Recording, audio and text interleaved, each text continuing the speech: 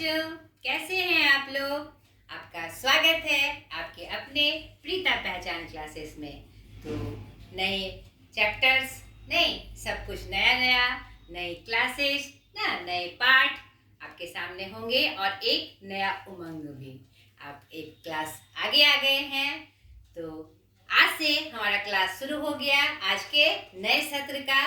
तो मैं आपको एक बात बता दूं, आज का जो हमारा क्लास है गोधूली भाग 2 काव्य खंड पाठ 1 गुरु नानक के पद। तो मैं आपको एक सूचना दे दूं कि आपके गोधूली भाग 2 का पूरा सिलेबस, चाहे वह गद्य खंड हो चाहे वह काव्य खंड हो, नहीं और व्याकरण तो हमने अलग से बनाया ही है, सारा मेरा वीडियो डाला हुआ है। यानी कि कवि और लेखक परिचय यानी रचनाकार का परिचय, चाहे गद्य खंड के हो चाहे काव्य खंड के हो, उसके बाद पूरी व्याख्या, पाठ की पूरी व्याख्या, चाहे वो गद्य की हो चाहे पद्य की हो, और सारे प्रश्न उत्तर मैंने वीडियो डाला हुआ है। तो फिर भी नए सत्र में मैंने सोचा कि रिवीजन के रूप में आपको फिर से अच्छे से, चाहे गद्य खंड का पाठ हो चाहे पद्य खंड का पाठ हो, फिर से आपको परिचय देती चलूं, जिसके जो आपके लिए सहायक होगा, या मेरी यही उम्मीद है मेरी। तो चलिए आज से आपके नए क्लासेस का, तो प्लेलिस्ट में जाकर, वही मैं बता रही थी कि प्लेलिस्ट में जाकर आप अपने सारे कंफ्यूजन, सारे पाठ का देख सकते हैं। अब इस नए सत्र में जो मैं पाठ का परिचय आपको दूंगी वो हमारे साथ बने रहिए, ताकि पाठ का पूरा कंफ्यूजन आपका दूर हो जाए। तो आज के इस नए सत्र में आज पहला दिन काव्य खंड पाठ 1 गुरु नानक के पद। तो चलिए हम स्टार्ट करते हैं। गुरु नानक के पद 12-12 चैप्टर्स आपके हैं। अगर आपने किताब ले लिया होगा तो आपने देख लिया होगा कि 12 चैप्टर आपके गद्य खंड के हैं और 12 चैप्टर आपके पद्य खंड के हैं। तो सारा तो मैंने डाला ही हुआ है। फिर से रिवीजन में पहले मैं काव्य खंड खत्म करूंगी और फिर आपका गद्य खंड खत्म करूंगी। तो स्टार्ट करते हैं। आज का पहला वीडियो हमारा गुरु नानक के पद। आपके पाठ में गुरु नानक के पद के 2 पद संकलित हैं।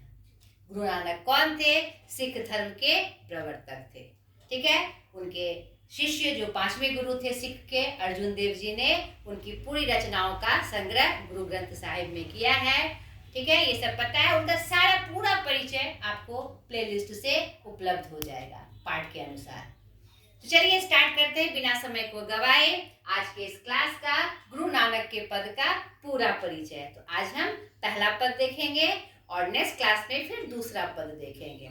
चलिए स्टार्ट करते हैं। राम नाम बिनु बिरथे जगी जन्मा। समझने की कोशिश करिए। आपके ये जो 4-5 पद हैं गुरु नानक के, और भी चैप्टर में आप देखिएगा मंझन के हैं, तो आपको समझना है क्योंकि यह शुद्ध हिंदी में नहीं है। तो आपको जब आप तब तक इसके पद को आप नहीं समझेंगे तब तक इनका प्रश्न उत्तर आप नहीं बना पाएंगे। तो समझना है इसको। राम नाम बिनु बिरथे जगी जन्मा। राम नाम के बिना आपका जीवन, यह जो जीवन है, ये जो जीवन मिला है आपको जग में, इस दुनिया में, वह व्यर्थ है। यहाँ पर एक बात और बता दूं कि हमारे गुरु नानक जी जो थे भक्ति काल के निर्गुण धारा के ज्ञानाश्रयी शाखा के कवि थे। ठीक है, तो निर्गुण धारा के कवि क्या करते हैं? किसी निराकार यानी उनके आराध्य का कोई रूप प्रकार नहीं होता है। ठीक है, तो ये आपको पता होगा, या नहीं पता है तो जान लीजिए। और किसी विशेष भगवान की ये पूजा नहीं करते। तो यहाँ पर चाहे राम नाम आए या कि कोई और नाम आए, तो वह अपने आराध्य को जो निराकार रूप में उनकी वह पूजा करते थे, उन्हें संबोधित करने के लिए वो नाम का उपयोग करते थे। यहाँ राम का मतलब अयोध्या के राम नहीं। ठीक है, हरि का मतलब कृष्ण नहीं, गोकुल के कृष्ण नहीं। ठीक है, इस बात का आपको ध्यान रखना है। अब आगे की पंक्ति देखिए। बिखु खावे बिखु बोले, बिनु नावे निहफलु मटि भ्रमना। क्या कह रहे हैं कि बिख खाते हैं। बिखु मतलब बिख। कोई भी पद पढ़ने के बाद यहाँ पर शब्द निधि आपके पाठ में दी हुई है, उसको पढ़कर उसको याद कर कर पद की पंक्तियां आपको समझनी है। ठीक है, बिखु खावे बिखु बोले, क्या बिख खाते हैं हम, विष खाते हैं? नहीं, यानी कड़ा बोलना, कड़ा खाना, कड़ा ही मन में रखना, बुरा विचार ही मन में रखना और बुरा ही बोलना क्या है, हमारी आदत हो गई है। और बिना लक्ष्य के, बिना किसी फल के हम इधर उधर भटकते फिरते हैं, भ्रम में घूमते रहते हैं, इधर उधर भटकते रहते हैं। यही हमारा स्वरूप है। किसके बिना? राम नाम के बिना। अगर हम राम नाम का जाप नहीं करते हैं, गुरु के शरण में नहीं होते हैं, अपने आराध्य के शरण में नहीं होते हैं, तो ऐसे ही भटकते रहते हैं। पुस्तक पाठ व्याकरण बखाने, संध्या कर्म निकाल करे।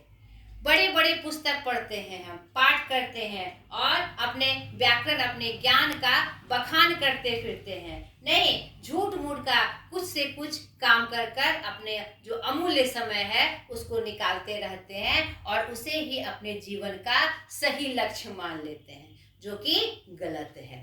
यह बिल्कुल भी सही नहीं है। सब सही रूप में जो यह जीवन मिला है वह अपने आराध्य की पूजा और आराध्य के जो उन्होंने मार्ग बताया उस मार्ग पर चलना, मनुष्य जीवन को सार्थक बनाना ही हमारा लक्ष्य होता है। लेकिन उनको छोड़कर हम व्यर्थ में, बेकार में इस तरह के कर्मों को करते हैं। ठीक है, आगे देखिए। बिनु गुरु शबद मुक्ति कहाँ प्राणी, राम नाम बिनु अरुझि मरे। बिना गुरु शब्द के, बिना गुरु के प्रसाद के, यानी बिना गुरु के उपदेश के, बिना गुरु के शरण में आए हमें मुक्ति नहीं मिल सकती। मुक्ति मतलब ये जो मानव जीवन हमें मिला है, सही रूप से लक्ष्य की प्राप्ति नहीं हो सकती। और राम नाम के बिना क्या होता है, हम उलझ कर रह जाएंगे। अब ये जो भंवर जाल है, जीवन मृत्यु का यह जो चक्र है, उसी में उलझे रहेंगे और हमें मुक्ति नहीं मिलेगी। यहाँ पर भगवान की आराधना की, उसकी पूजा की बात पर उन्होंने जोर देकर यह बात कही है। आगे देखिए। दंड कमंडल शिखा सूत धोती, तीरथ गवनु अति भ्रमणु करे।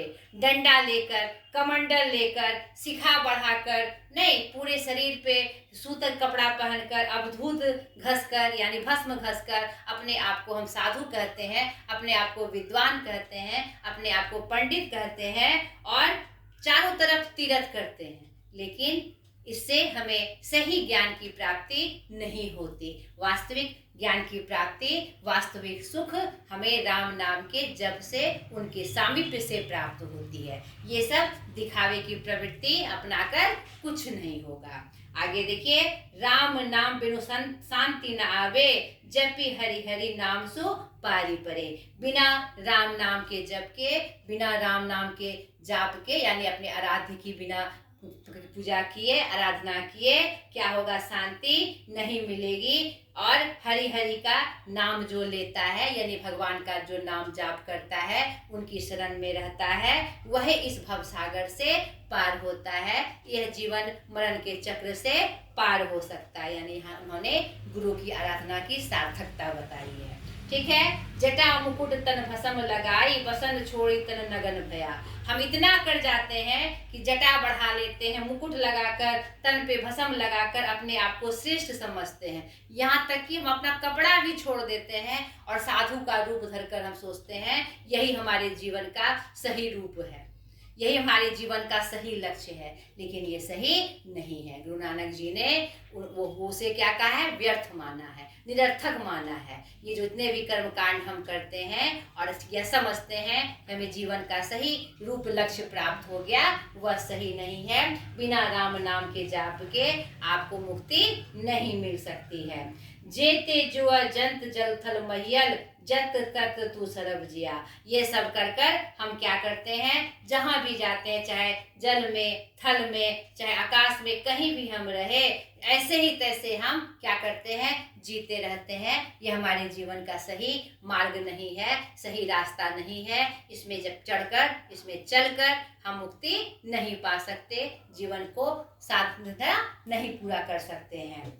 गुरु प्रसादी राख ले जन को, हरि रस नामी झोली पिया।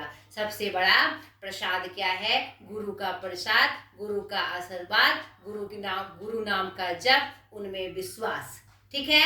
और गुरु नानक अपने बारे में कहते हुए इस पंक्ति का अंत करते हैं, इस पद को अंत करते हैं कि मैंने, गुरु नानक ने हरि रस को झोला भर भर के पिया है। उनसे जो हमें ज्ञान मिला, उनकी जो भक्ति है मैंने झोले में भर भर कर रखी है और मैं बहुत प्रसन्न हूँ और मुझे सही मार्ग का ज्ञान हो गया है कि सही मुक्ति मुझे इसी रास्ते पे चलने से मिल सकती है, कर्मकांड से नहीं मिल सकती। ये निर्गुण धारा के कवि हैं, ठीक है। निर्गुण धारा जीवन के कर्मकांड को नहीं मानता, वह निराकार रूप से लगातार भगवान की भक्ति को मानते हैं। तो गुरु नानक जी ने भी अपनी जो बातें हैं इसी संदर्भ में यहाँ पर व्यक्त की है अपने पहले पद में। क्लियर हो गया। दूसरा है जो नर दुख में दुख नहीं माने। इसकी व्याख्या हम अगले क्लास में देखेंगे। तो पहले इस पद को अच्छे से आपको समझना है, उसकी व्याख्या देखनी है, उसकी व्याख्या लिखने की कोशिश करनी है। फिर इससे संबंधित जो प्रश्न है जो मैं प्लेलिस्ट में आपका डाल दूंगी, बनाने की कोशिश करिएगा। फिर दूसरा पद हम क्लियर करेंगे। तो आज तक के लिए इतना ही। ढेर सारी शुभकामनाओं के साथ बाय।